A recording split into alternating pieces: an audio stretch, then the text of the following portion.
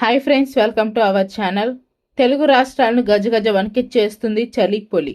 గత కొన్ని రోజులుగా ఉష్ణోగ్రతలు సడన్గా తగ్గిపోవడం జరుగుతుంది. అలాగే ప్రజలు బయటకు రావాలంటేనే జంకుతున్నారు. అసలు ఈ చలి ఎందుకు పెరుగుతుంది?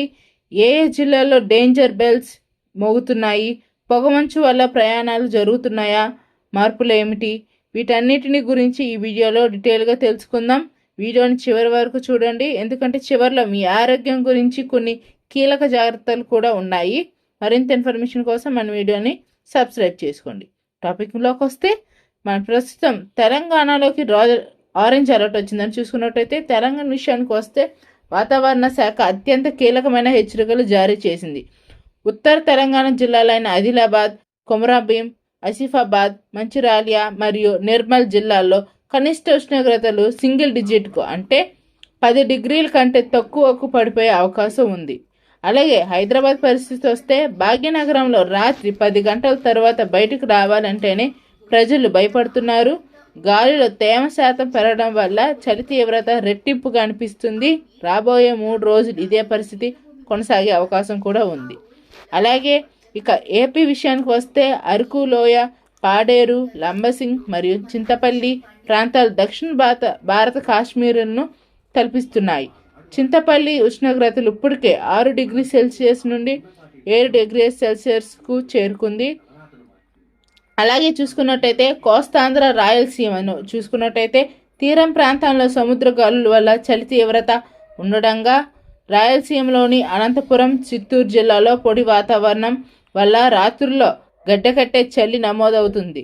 ఇక్కడ ఉదయం 8 గంటల వరకు పొగమంచు వీడకుండా కురుస్తుంది. అలాగే మీరు చూసుకున్నట్టయితే పొగమంచు ఎలా ఉండబోతుందో చూసుకున్నట్టయితే, చలితో పాటు ప్రధాన సమస్య పొగమంచు.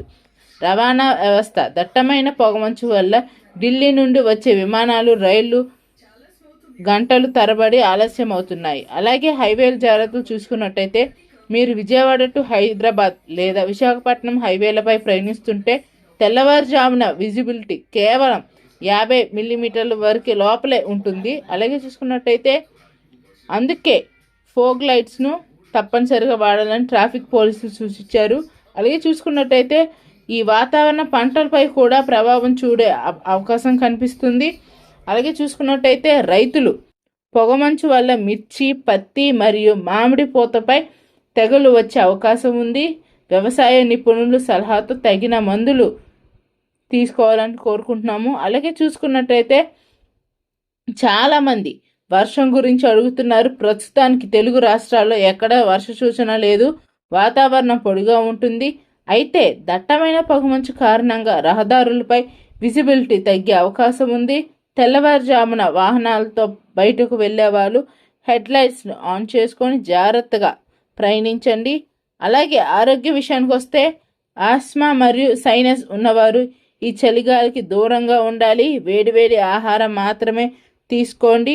అలాగే చూసినట్టయితే చూసారుగా ఫ్రెండ్స్, తెలుగు రాష్ట్రాల్లో వాతావరణ పరిస్థితి ప్రస్తుతానికి ఇలాగే ఉంది. రాబోయే వారంలో ఎక్కడ వర్షాల సూచన లేదు, కానీ చలి ఇంకా పెరిగే అవకాశం ఉంది. మీ ఊర్లో ఉష్ణోగ్రతలు ఎంత ఉందో కింద కామెంట్ సెక్షన్లో మాకు తెలపండి. అలాగే వాతావరణ శాఖ యొక్క లైవ్ అప్డేట్స్ కోసం మన ఛానల్ ఫాలో అవ్వండి. ఇలాంటి లేటెస్ట్ అప్డేట్స్ కోసం మన ఛానల్ సబ్స్క్రైబ్ చేసుకోవడం మర్చిపోవద్దు. Stay safe, stay warm. Thank you.